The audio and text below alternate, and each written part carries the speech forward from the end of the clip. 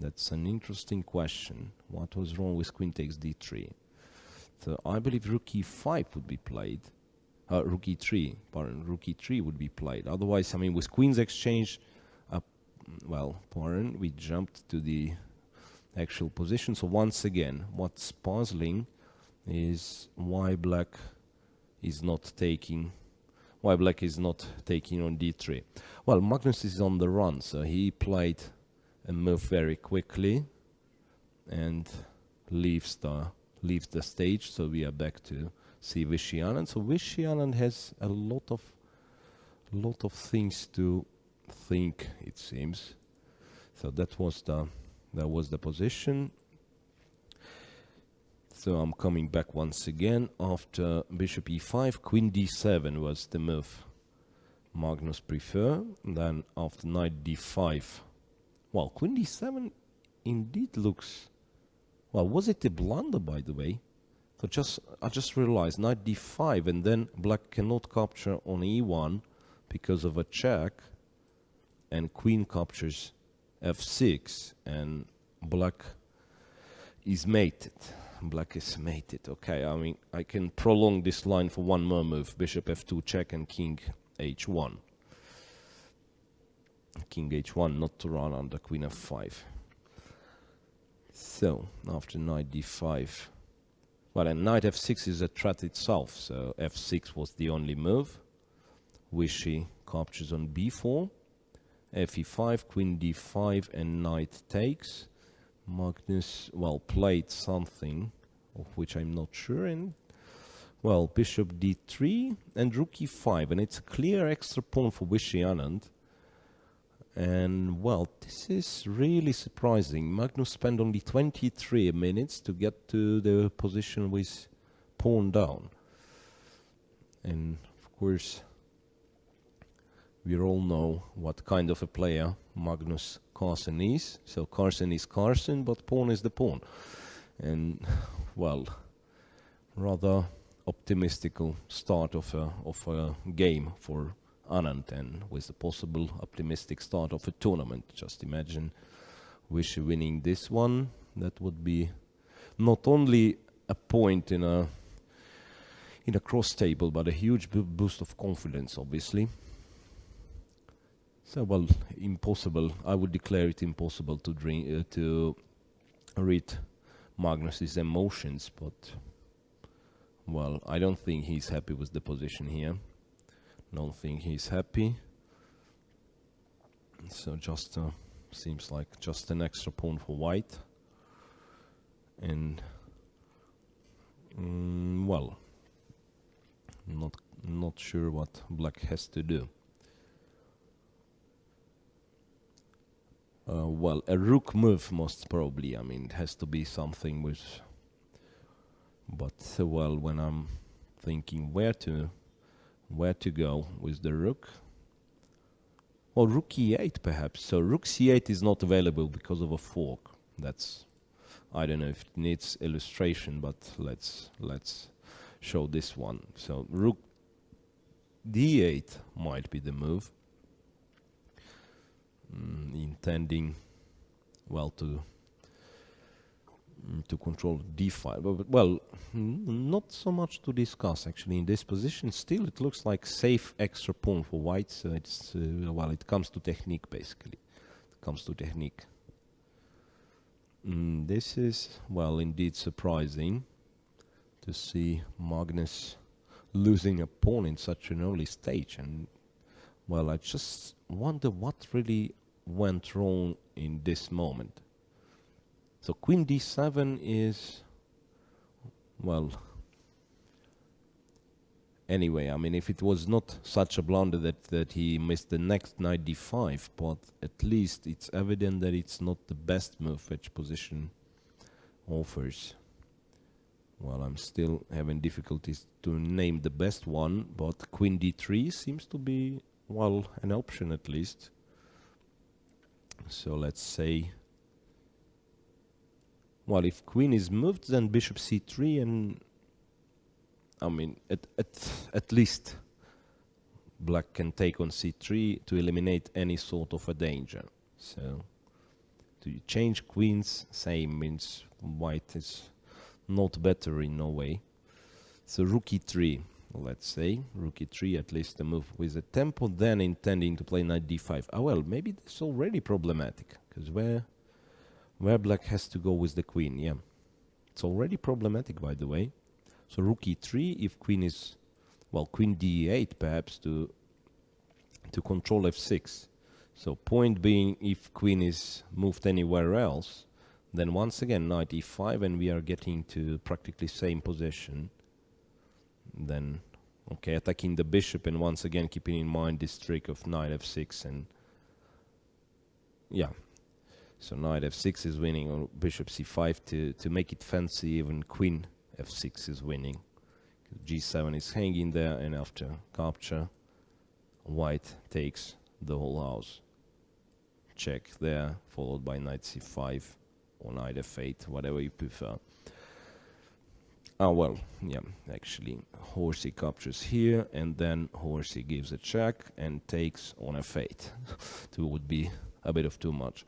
So after rook e3, black will have to play queen d8, then rook d1 is another tempo, knight d5. Yes, indeed, it is very dangerous.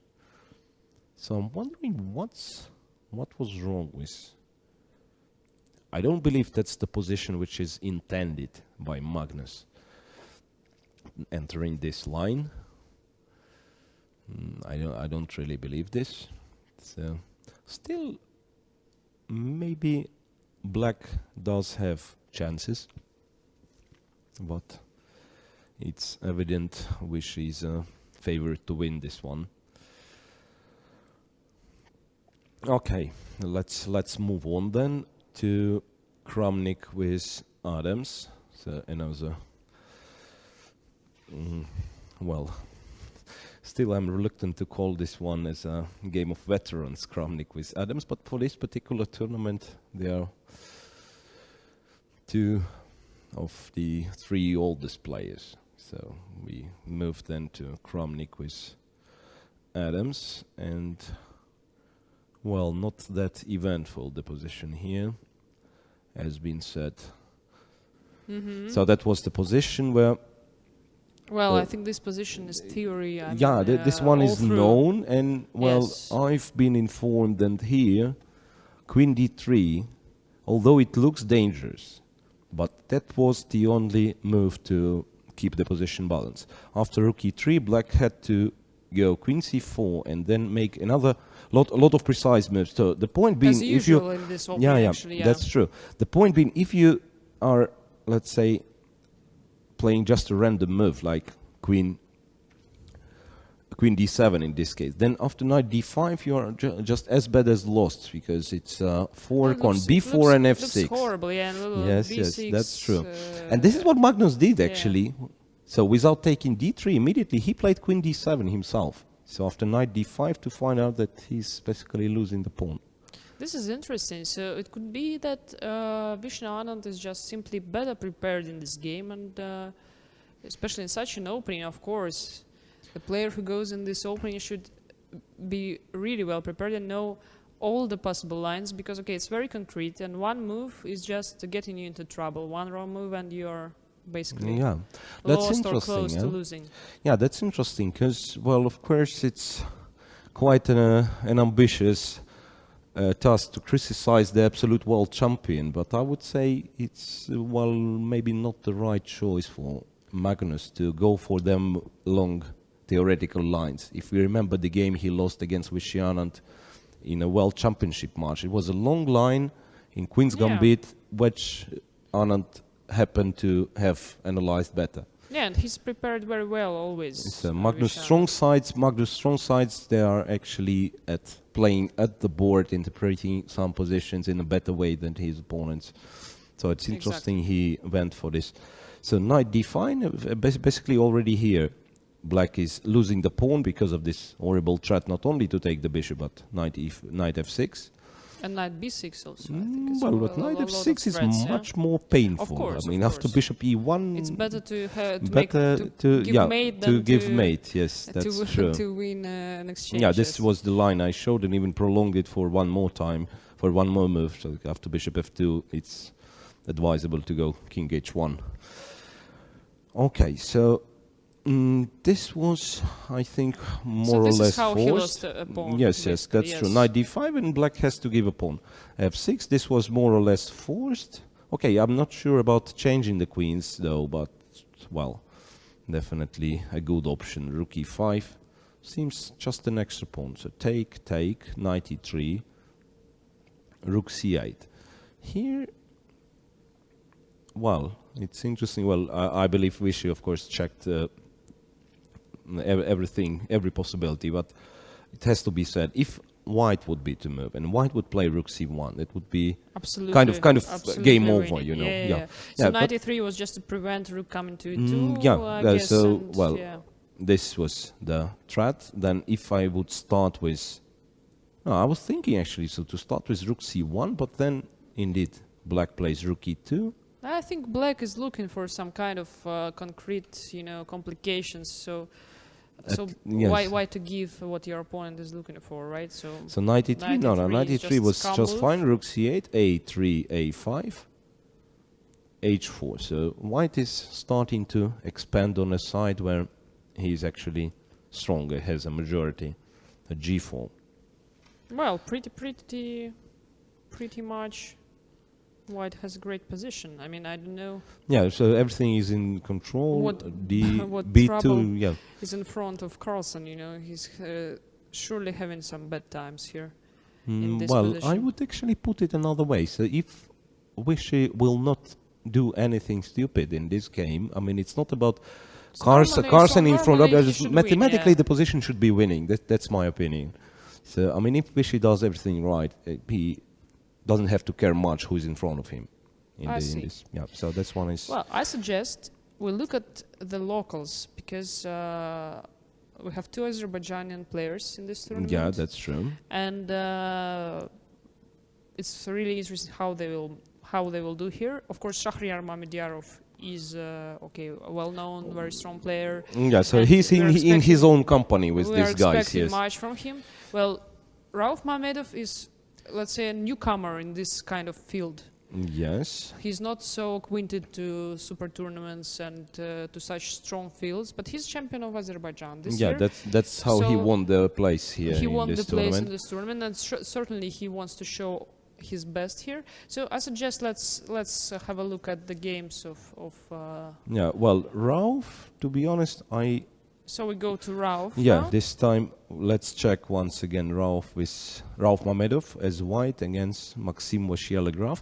And it has to be said, Maxim somehow for quite a long time, he's been around, but he never considered like to be one of the contenders, let's say.